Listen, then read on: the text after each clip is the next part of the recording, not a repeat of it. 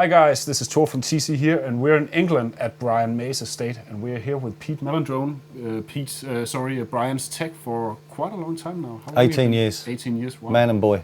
And basically, we've been going over Brian's deceptively simple rig.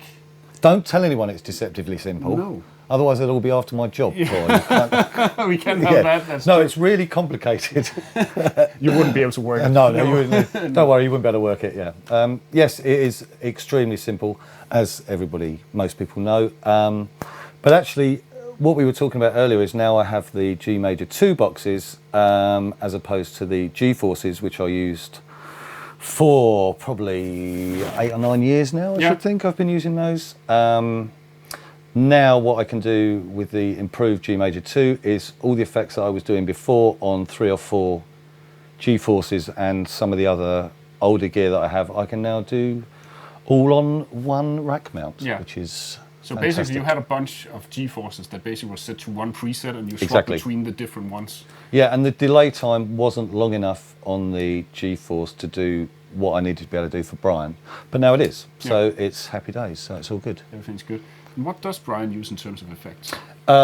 Basically he uses a chorus for most of the, from almost all of the songs. It is a very, very simple, not very chorusy chorus. And the only other effects that Brian would ever use are probably a little bit of pitch shifting for a couple of songs and a few, probably 4 or 5 delays, just different delay settings. Specifically, the sort of most famous one is the Brighton Rock solo, which, as everybody knows, it's a clean signal and then it's a 800 millisecond delay one side and then a 1600 millisecond delay on the other side. So you get, for instance, and everybody who's seen Brian play will have heard him do the solo where it does that. So when he's juggling.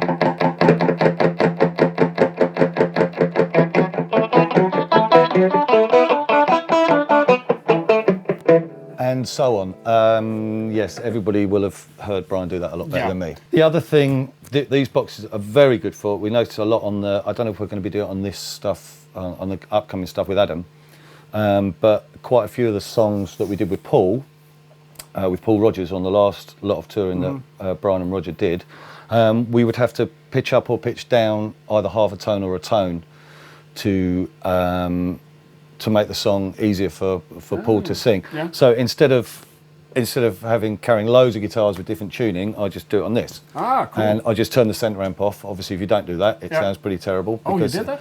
Well, you have to. Wow. Otherwise you get a tone down on 2 outside ones and it stays constant pitch in the middle. Doesn't sound very good then. Is that because Brian prefers to play his original guitar? Yes, you don't exactly.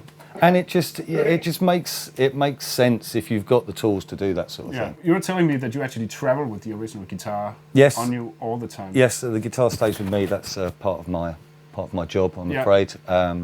Even having to buy plane tickets. I've had to buy plane tickets for it. I've had to refuse to get on planes because they won't let me on with it. It's just one of those things. It's an occupational hazard, really. I don't particularly enjoy it looking after that guitar because it is a bit of a responsibility. But it's part of the gig. Yeah. So I kind of have to do it, yes. No horror stories of almost... No. Not that you want to tell anyone. Not that I'd want to discuss here. So obviously this is not the guitar, but it's a copy of that? Yeah, it's pretty close. It's the only difference is that on the bridge here, with the bridge saddles, I asked that there was clamps put on them. On the original, if you break a string, the roller that sits on the back can fly it off. Oh, really? And then so you have to dig around. Well, I've got spares, but you have to go around and find it, and it's not easy. Who's the guy on stage? Yeah, exactly. What's he doing with that torch? These, as most of the guys or most Brian fans will know, the 3 switches at the top represent the 3 pickups, and the switches at the bottom represent which way round, whether they're in phase or out of phase. So if you have this switch and this switch on, then these 2 pickups here are on and they are humbucking. If you do that, it switches the phase of this one, so they are no longer humbucking. This basically reverses the polarity of this. It's like an in-between sound on a string. Exactly, exactly like that. And so you have different variations, which was Brian and his dad's invention. They were just clever. When I sort of took over this part of the job, which was a while ago, I was constantly looking for reliability, and I'd kind of got to a point where I'd found the reliability with some of the older stuff I was using, but I used to little things bug me, and the glitching between presets on the older stuff used to really bug me. Yeah.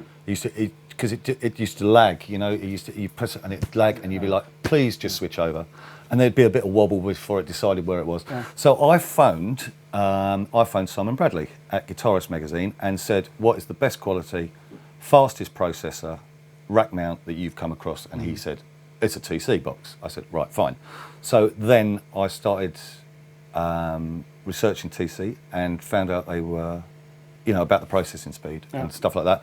And I can't remember if I spoke to Toby or who I spoke to, but somebody then sent me a couple of these G-Forces, which I tried and really liked, which is why I'm a bit tentative about going over to the G major 2s. But having sat down here and played around with them for a couple of weeks, I'm confident.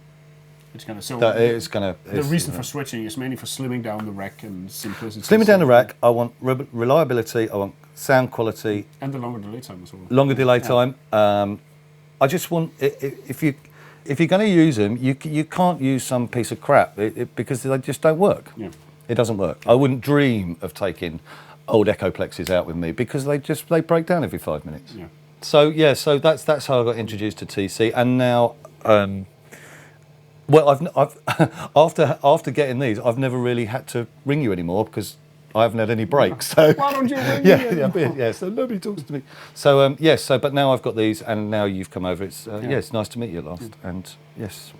Yeah. So hopefully we'll be, Hopefully next time I see you, take me for a drink.